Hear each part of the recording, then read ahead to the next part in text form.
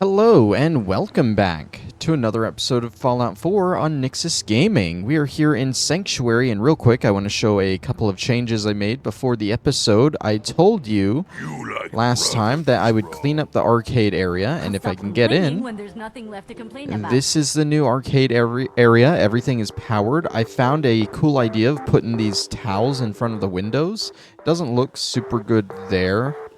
But over here, I think it looks really nice, and I have a curtain in that window. I have the slot machine hooked up in here as well. And I moved the VR station over into this side room. That way it's all just kind of front and center. All your technological gaming needs here. And you may also notice I removed Mama Murphy's little drink soda fountain area here.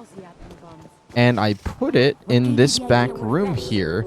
Looks like X688 is in there right now, but I made it look nice. I put more towels in front of her window, and I moved the new coffee and the donut stations in here as well. So this is just like a little break room, and I think it turned out really nice overall.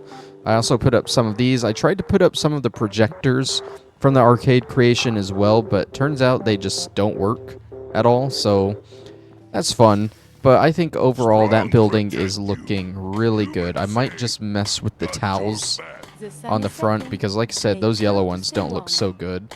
I also put up this staircase here because I was getting tired of seeing NPCs up on the roof here. So I wanted to put it up and see if they could get down. I see Gage is still here. I don't know if he can get over to that staircase from there, but it looks like it got a few of them down because there were like 3 of them up there when I started the episode. So it seems to be working.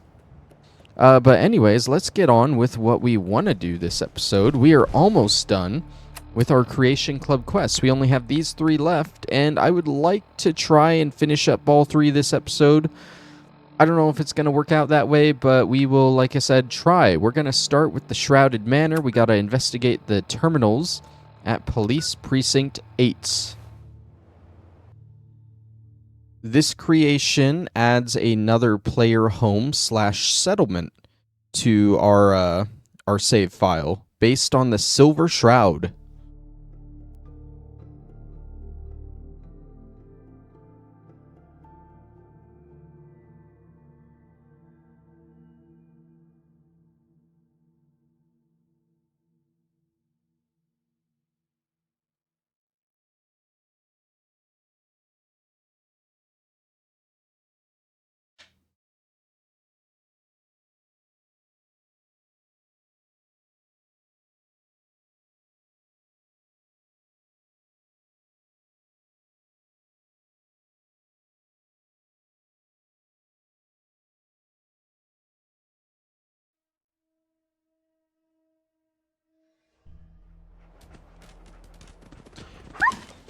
I hear... Wait, no, that's not an enemy. That's just dog meat. Randomly taking a lot of damage and crippling itself? I don't know. That was a little weird. Not sure what happened there. We got rad roaches here, though. Got a few of them. If dog meat would get out of the way, I could take out a couple of them.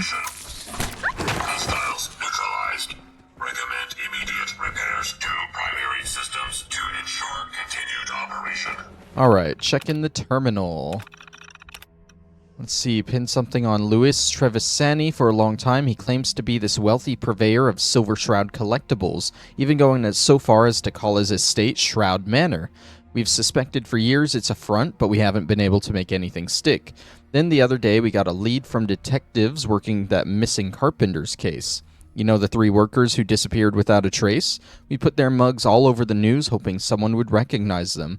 Well, it turns out an eyewitness saw them walking into a house a few weeks before they vanished. Trevisani's house.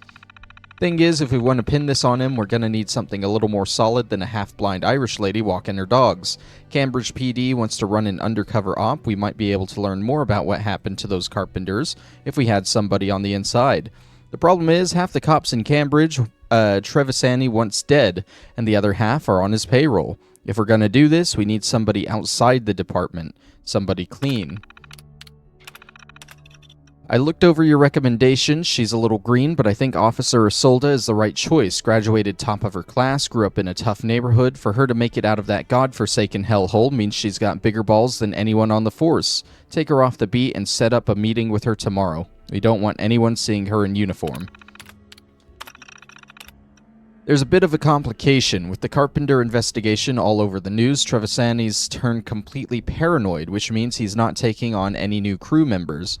I'm intrigued, though, by your earlier suggestion that Officer Isolde played to the man's baser instincts, which might work if we make it seem like the whole relationship was his idea.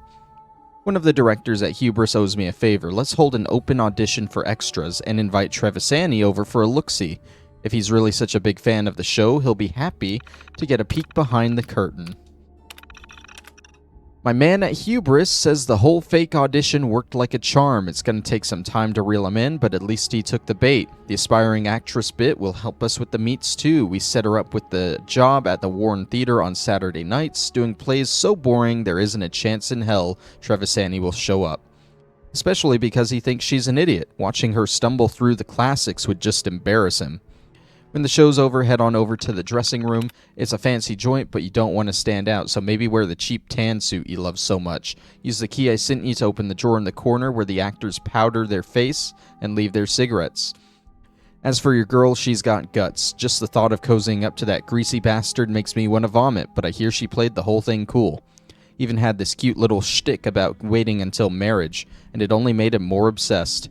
She's a little naive, though, if she thinks a man like that is going to wait forever. But that's not our concern. Our job is to get dirt on Trevisani, whatever it takes. If it means throwing a rookie cop to the wolves, so be it.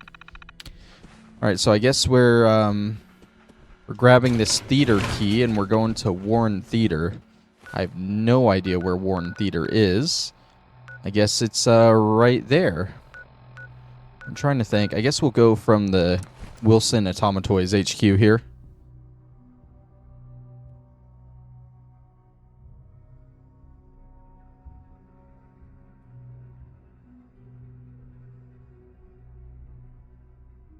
That's an interesting loading screen tip. I've never seen a sentry bot turn invisible.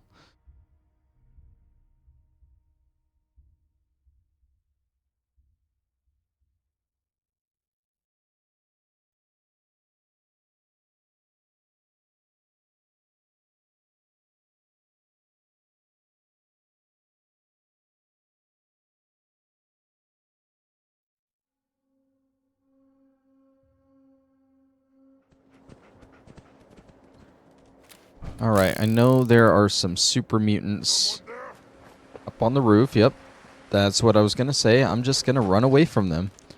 Get on over to the theater, which... Oh, I guess it's this building here, the one that has the theater sign on it. Okay. That's not supposed to be like that. Okay. It's fine. Just your average Bethesda glitch. Warren Theater, here we go.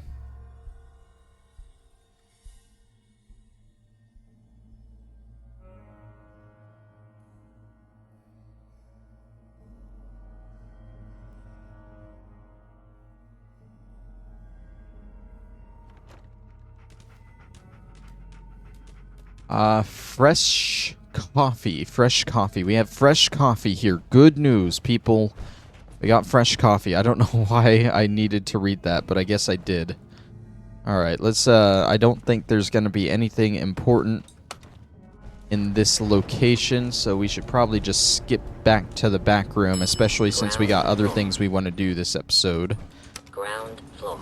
You know that's not gonna be the case. I'm gonna explore as much as I can. Although our objective is right there. It's kind of weird. You come in here and everyone has to take an elevator up to the actual theater. Seems really inconvenient, if you ask me.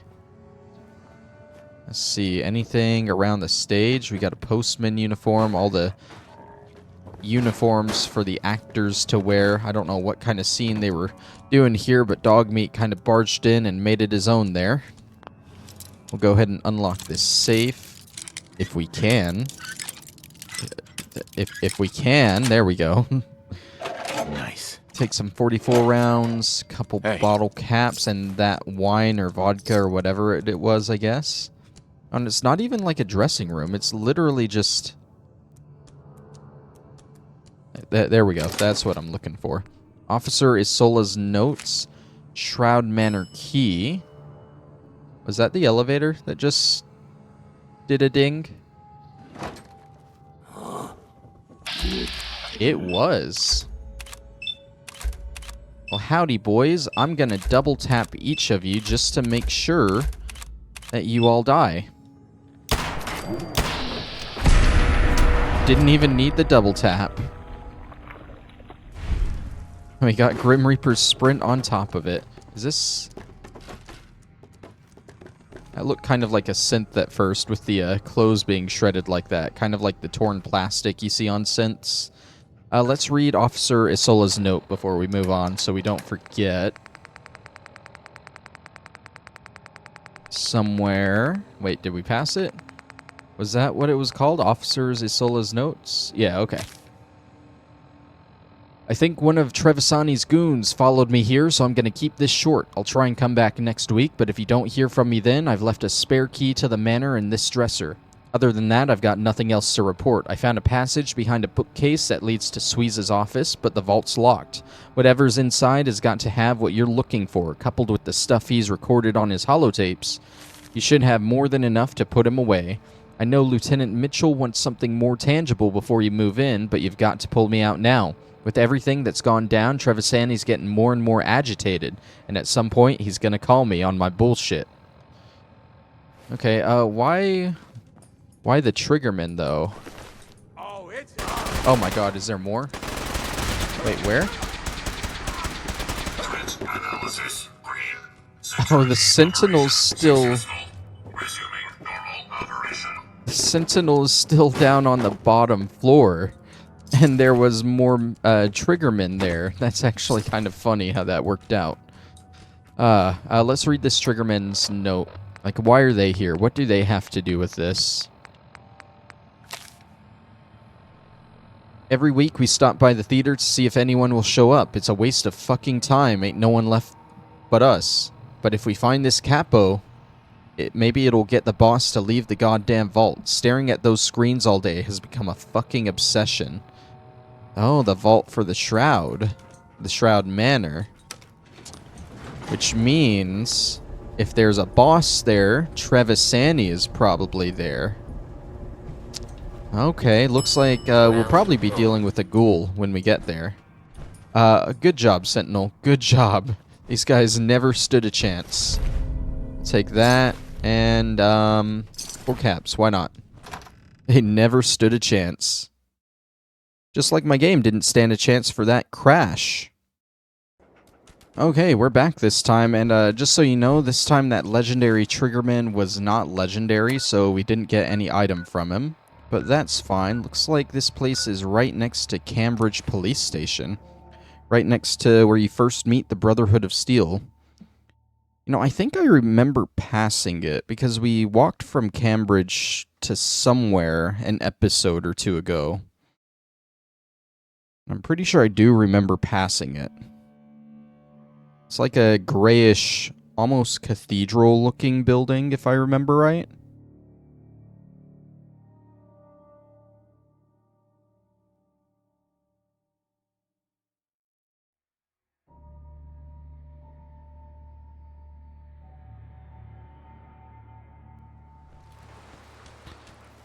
Let's see. Yeah, it's literally like less than 30 meters over here. Is this it right here? Oh yeah, this is it right here.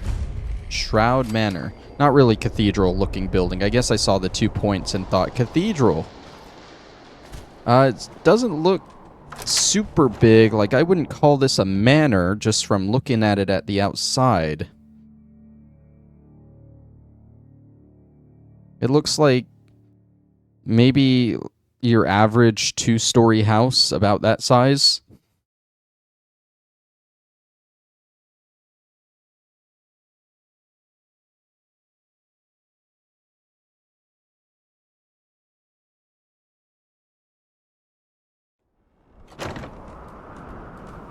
Oh, good. It's not bugged out. I was expecting it to be bugged out, sort of like the Nor penthouse we went to. Nothing crazy about it right now, though. Just a house with a kitchen and a laundry room. Probably some bedrooms, right? Oh, bathroom. Yep, need that in a house. A bedroom with a little terminal here. We got a back door there. And like a little library here, too, that goes up to the second floor. Okay. Again, like nothing too crazy, but it's still pretty cool, you know? Got another little living room area with more books and stuff. Oh, right. The note said something about a secret passage behind that bookcase there. I'm glad it pointed that out because I would have completely forgot. We got a pool room upstairs. Hell yeah. A little closet for stuff. Okay. Big room goes into, I guess, just a little sitting area. I would honestly, like, I would consider these two rooms the same thing. Like, make this like a big master bedroom type thing, you know, because that's kind of obviously they're paired together, you know. But there's another door. Oh, a private bathroom. Of course, gotta have one of those in the master bedroom. This connects back down to that first library room I saw. Okay. And we got another bathroom here. Cool, cool. Let's check out the secret stuff, though. Something about this bookcase. We got a secret door into... This probably leads down into the vault where we think Trevisani is.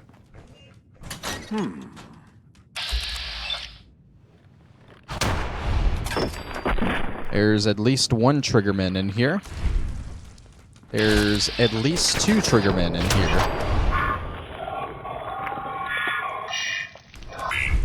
Neutralization operation complete. Ah, that's the vault right there. Okay, so there's a terminal. What's that noise? Candy? Who's Candy? Is Candy Trevisani's girl? Oh, Candy, you in here? Guess it was nothing. What? You must be down there. I hear doors opening. Let's check this terminal out. 9677. When I was headhunted, I thought that it was a really good thing, but now I think that maybe I was blinded by the money offered. Yes, the money is good, really good. Twice what I was earning for designing posters for the war effort. But what we are doing here, designing counterfeit merchandise for the Silver Shroud brand, is completely illegal. When Mr. Suiza offered me the job, he didn't mention anything about this. He only said that I would be designing new posters for his merchandise, and that I would need to keep the work I am doing a secret. Well, secrecy is normal in our line of work, so we don't want other companies stealing our designs. I didn't think anything of it. But now I am not sure that is what Mr. Suiza meant. Also, when Mr. Suiza bent forward to talk, his jacket fell open, and I swear that he was wearing a shoulder holster with a gun. Who carries a gun to work? I'm not sure about this anymore. Maybe I should talk to Mr. Suiza and tell him that I'm not comfortable breaking the law, and then try and get my old job back. Is it just me, like, not just from that typo, but I feel like a lot of that was worded really weird, and it was hard to follow and read. 9677. Look, you've only been here a week, so I'm going to clue you into how things work around here. You keep your head down, don't think, and don't ask questions. If you see or hear anything unusual, you didn't. Understand? You just do your job, get paid, and buy your wife and kids something real nice for Christmas. That way you stay out of trouble and the boss is happy. One more thing, when you go into the office downstairs, never ever look at the vault. It makes them really nervous if any of us pay too much attention to the vault. Other than that, welcome. Okay, so they're hiding something or someone in the vaults. Candy must be in the vault because she's not in that room there. Huh. Weird. Oh, here's the workshop. You need to clear the enemies from here first, though. Okay. There was a second triggerman here. All right, let's start heading into the vaults. Check out this Hey. terminal. They have a radio in there I want to turn off. 52377. It's been a week now since the attempt on the boss, and everyone is still nervous about how the hell someone just walked in here and sprayed the joint with bullets. We are lucky that the boss only took a slug in the arm. We could have lost him. It's got to be the Micelli gang behind it. Old man Micelli still blames the boss for the cops blowing away his son on that bank job that he and the boss pulled. The boss is still as jumpy as hell, pulled his gun, and started shooting up the room when someone slammed a door. He's talking about making some bolt holes in the house, places where we can make a quick exit when things go to hell. He sent Marco out to find someone to do the building work. Just stay on your toes, there could be another attempt. The cops are here and they are searching the joint, so stay put down there. The boys and I made it into the attic just in time, and the boss made it into his office with Vinny and Marco. That was real smart of the boss to make these secret passages. He says we all stay put, don't make any noise, and we should use these terminals to talk to each other. Those dumb cops don't have a clue what we're all standing here inside the walls.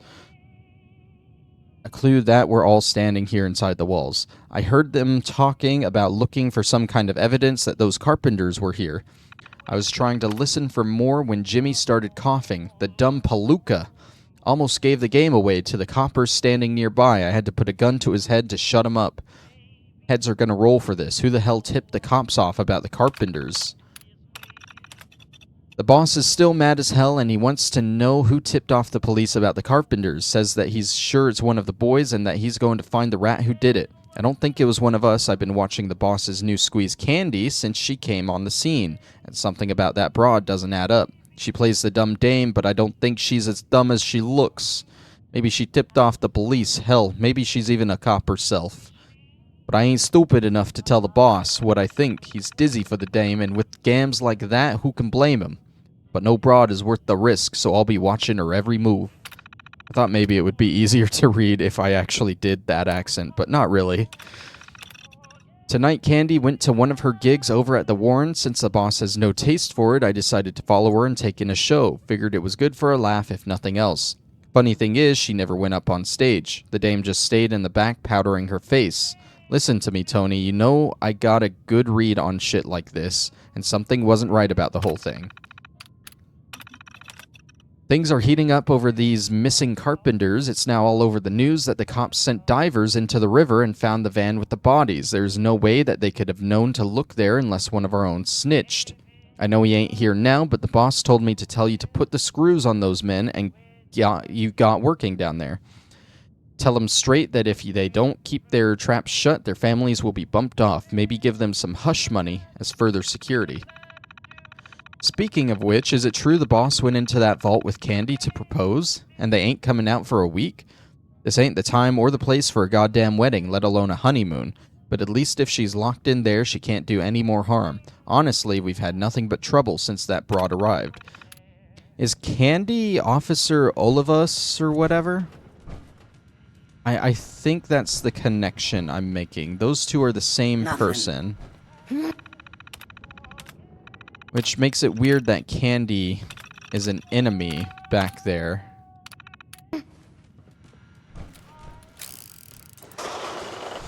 But I guess maybe she fell to, what's the guy? I can't even remember. Teravinas, Centavanas, or something. It's probably nothing. Analysis green. Security operation successful. Resuming normal operation. I'm not gonna lie, I went to open the door and I knew she was behind it, but her just popping through like that still kind of scared me a little. Kind of caught me off guard. Oh my god, gold bars. Gold bars, I'm gonna take those. It's my, my dead money Fallout New Vegas run peeking through. I need the gold bars anytime I see them. Gold bars are valuable and I will never let go. And, radio, turn that shit off. Yeah, you never let go. It doesn't matter if that's the hard part. You never let go. So they got like a little room down here. It's odd that I only see her. Like I would at least expect maybe I see the guy's skeleton somewhere. But it is just her. Huh. So we have a missing mobster around here somewhere. I don't think he would have made it out of the vault. I think it's just an oversight on the Creation Club thing. They didn't put a skeleton in to account for him, because I'm pretty sure that's done right there. Yep, that is the Shroud Manor quest, but there should have been a miscellaneous quest that we got during all of this. I'm pretty sure. Did we get it and I didn't notice? No? It's like something about a wedding ring of hers. Or his, maybe. Like, there's definitely more here that maybe I'm missing. Oh well, I think, what we're gonna do is I'm gonna pause and start scrapping all of this, and if I come across anything, because they mention multiple secret passages, and I'm assuming I'll come across those as I'm scrapping stuff. And if I come across anything, I'll unpause and I'll make note of it. Okay, so first two things of note. I've scrapped pretty much everything in this lower area here. It is worth noting that you can't scrap some of these doors. And oddly enough, unlike the other Creation Club houses, you can scrap the fuse boxes that are here. I don't know if that would really be a good idea, though, because also if it's like the other Creation Club things, you can't put generators down in here. So if you scrap the fuse boxes, you have no way to power anything. So just a fair warning there.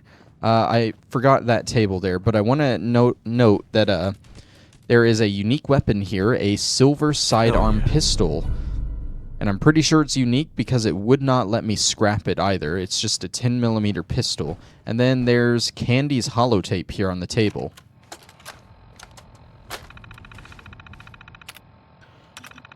When I was a kid, I used to pretend I was a Silver Shroud. I had a hat, a squirt gun I called the Silver Sidearm, and a jacket from my uncle's closet that was 3 sizes too big. I'd go out into the schoolyard and tell the bullies their time was up, but it never quite worked out the way I wanted to. Life rarely does. I guess the same could be said for my career as police. I wanted to work myself up to detective, solving murders and putting the bad guys behind bars. Yet here I am, on the other side, working with the very men I swore to put away. On top of that, there's the mansion. Living here, surrounded by all this imagery, it feels fucking surreal. That kid in the oversized jacket would have been thrilled to live in this house. The reality, of course, couldn't be more different. But however I got here, I'm still a cop, and I've got a job to do. I've managed to get Trevisani to start using a holotape. My hope is that the fat fuck will make the job easier by incriminating himself. I've been trying for weeks to get Trevisani to open up about the business, but he's been reluctant to mention what happened to the carpenter crew. On the other hand, it makes for a good excuse for why I won't sleep with him. If he won't budge, then neither will I. Of course, if he does budge, I might have a problem, but that's why God invented handcuffs. I might have more luck snooping around. I caught one of his goons blabbing to his friend about taking someone for a drive downriver. It's a long shot, but it might be worth mentioning to the Sarge next time I see him. I left a note at the Warren and let my frustrations be known. I've given them the location of the bodies, information on Trevisani's operation, and the existence of his secret vault. But Lieutenant Mitchell's still frustrated that the initial raid turned up nothing, and now he won't so much as scratch his balls unless I have Trevisani confessing to the goddamn Lindbergh kidnapping. Compared to busting jaywalkers and pushing papers, going undercover seemed like a big break, but this is way beyond what I signed up for. I'm starting to question whether the department truly has my back. Either way, I'm gonna have to do something risky if I want out.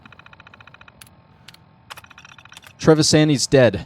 The irony is that he was willing to tell me everything, but only after everything else. When I asked him flat out if he murdered those carpenters, he got rough. I got rougher. I'm not sure how I'm going to get out of this. There's a guard at the door at all times, so I can't get out. But I can't stay in either, because at some point I'm going to run out of food or his men are going to get suspicious. It's hard to process what just happened last week. Even though it's on the monitors, I still can't believe it's real. Inside the house, everyone's dropping like flies. Trevisani's gang, the help, everybody. Bless those carpenters. I don't know what materials they used to build these walls, but somehow it's keeping me alive. Pretty soon I'll be the only one left, which means I finally have a way out, but into what world I don't even know. And the way my skin's looking, I'm not sure I'll live long enough to see it. It's been 30 years since I've picked up this holotape, not sure how much space is even left on this thing. First thing I did when I got out was head to the station. Dead or not, I was going to check in on the evidence on Trevisani, close the case, and maybe have a drink with Sergeant Callahan's corpse. I showed up in full uniform with a badge and a baton and everything, but no one was there. Then I opened up the sergeant's terminal. Big mistake. Turns out they didn't give a shit about my safety. They left me in this house of horrors to get raped, killed, and who knows what. I guess I should be thanking them. If they pulled me out, I would have been blown to bits along with the rest of the world, but it still doesn't make it right.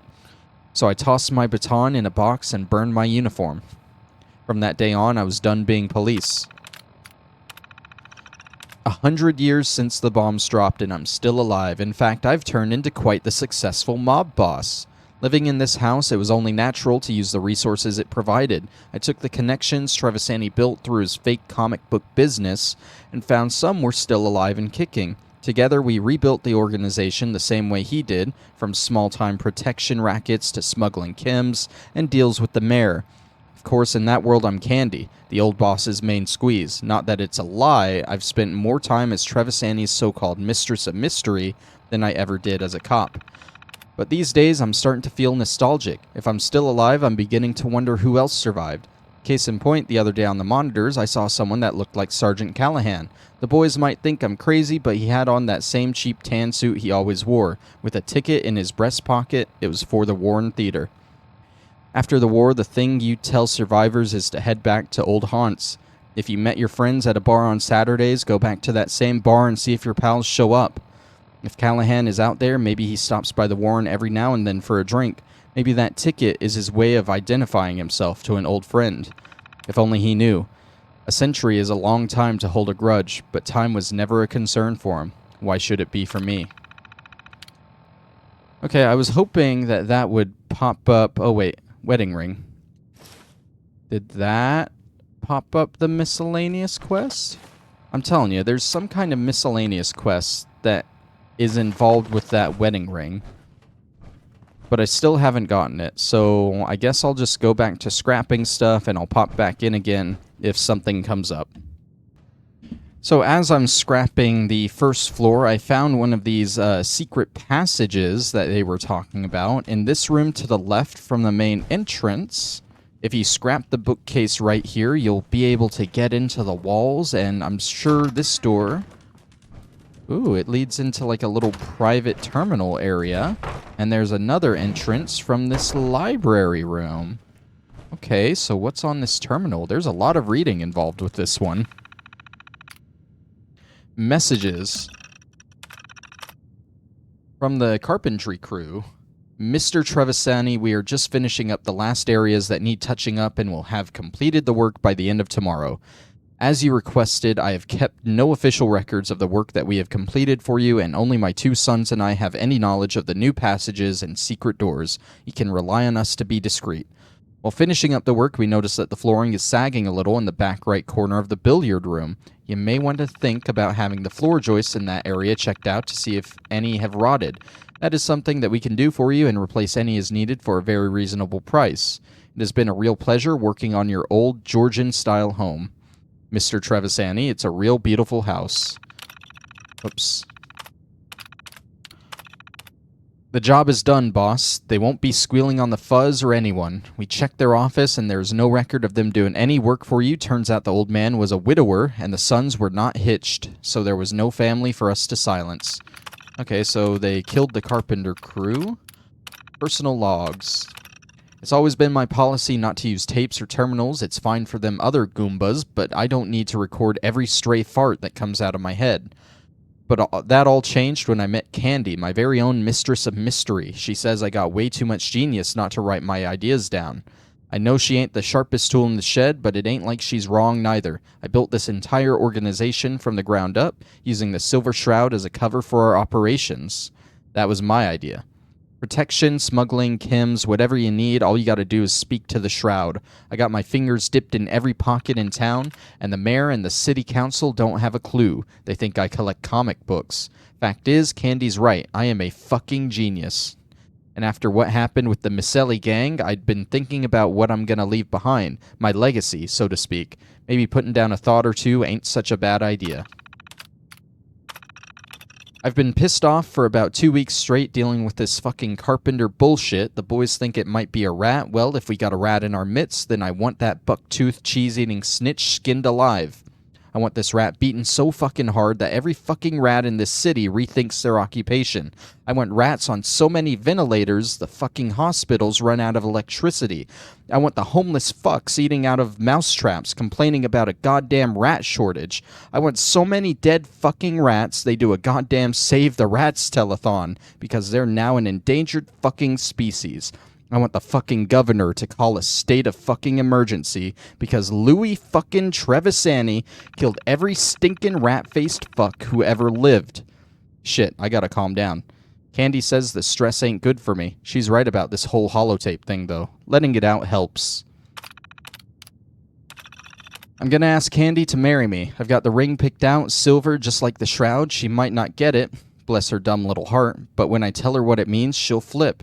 Now, I know this ain't the best time with all the heat, but I don't give a shit. I can invite the chief of fucking police, no, the whole goddamn police department to the wedding if I wanted to, because at the end of the day, I run this city. I floated the idea of getting married to Candy, but the dame wasn't having it. She says she knows the whole Silver Shroud business is bullshit, so if I want to prove my love to her, I've got to stop keeping secrets and let her in on what I'm really up to. The boys might not like it, but she's right. I'm thinking of bringing her down to the vault and telling her everything before taking a knee. We don't even need a priest or a judge. They both work for me. Why the hell do I need them? All I need is for her to say yes, and she's gonna say yes, at least when I'm done explaining it to her. I'm gonna romance this dame so hard we'll be consummating the marriage halfway through the vows. I told Tony, don't even bother opening the vault up for a week. I don't want to hear nothing about no goddamn carpenters while me and my girl are on our honeymoon. Okay, and I guess he proposed and she killed him. Got a submachine gun. Is there anything else? There's a safe with pre-war money. Garbage. Alright, so yeah, this was just more stuff to read on the lore behind all of this, so I guess I'll get back to scrapping. Okay, next things of note. I have scrapped this entire second floor here, and I didn't even scrap the bookcase here. I just kind of walked up the stairs and it was already open, but there's a secret passage that goes up to the attic we heard about here. And let me get out of that mode real quick. Looks like we got weapons up here. A lot of them. Some buff out. Let's see if dog meat would get out of my way. We got a ballistic weave mod, which is weird to have here because that's usually locked behind the railroad quests. So I'm curious if that would be here without the railroad. Something to think about there. We got a lot of medical stuff, a lot of chems. I guess this is where they hid all the illegal stuff about the business, as far as I can tell. We even got donut mix from the other creation. Yeah, so yeah, there's this secret attic area here. What is that? A fuse box lid, okay. Probably scrap that when I run through here. That's not all, though. When I was scrapping this room, I found another unique piece of equipment. This is the Shroud outfit. I'm assuming it's unique because it wouldn't let me scrap it, and I've never heard of it before. Over on this side, there was another secret passage that goes through and it connects to the pool room that was here as well. And we got a ladder that goes out to the roof.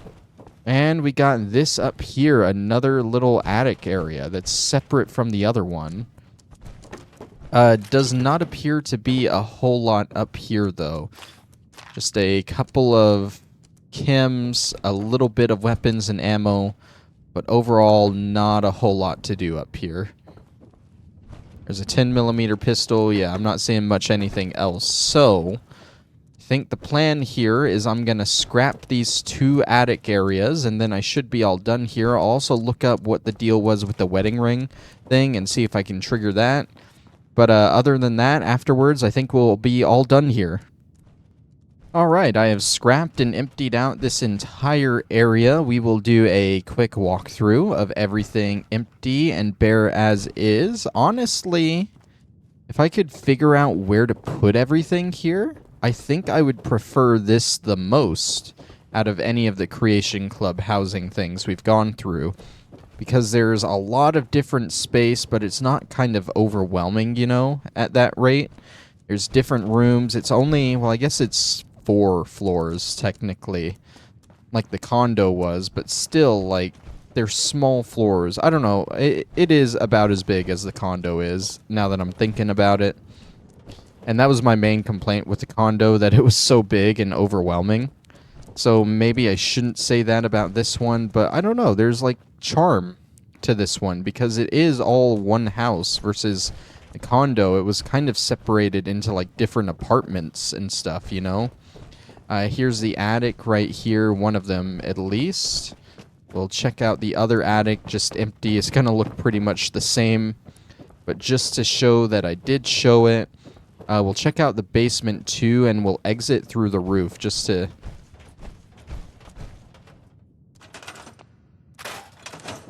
show off where that opens up, because I haven't actually seen where that opens up either. Like I said, you can't get rid of some of these doors for some reason, so we'll just leave those be. I feel like mainly I would want to use this basement area to build in, like turn it into my workshop area at the very least. I don't know what I would put back here though, if I'm being honest. But like overall, I think this is a really good and cool player house slash settlement to go to. Before I leave, I'm going to go ahead and take all of this, which is going to be a lot, I bet. 845 pounds. Hell yeah. I never picked up the stuff from the new Cafeola diner either, so I'm probably going to pick that up on the way back. Just bring it all back to Sanctuary with me. But you guys won't have to see that, because we'll probably end the episode off here pretty quickly. This took a lot longer than I thought it would. This is a very big house with a lot of scrapping to do, but it was also a lot of reading, a lot of lore behind this one. And I can appreciate that. I'm a lore guy myself. I like reading the lore. We learned about a new mob boss in the Boston area pre-war. And it just kind of opens up here to the roof, and you got a couple chairs to look out. Got some jet in that one. I guess I'll take that. Trying to think. Oh yeah, that's the Cambridge police station. So yeah, this is a pretty good house if you want a base right next to the Brotherhood of Steel there, I guess. You can kind of play around like that, you know? But I think we'll go ahead and end it off here. I'm going to take this stuff back to Sanctuary, and hopefully next time we can finish up these 2 quests and finish up all the Creation Club stuff. So thank you for watching, and I'll see you then. Bye-bye.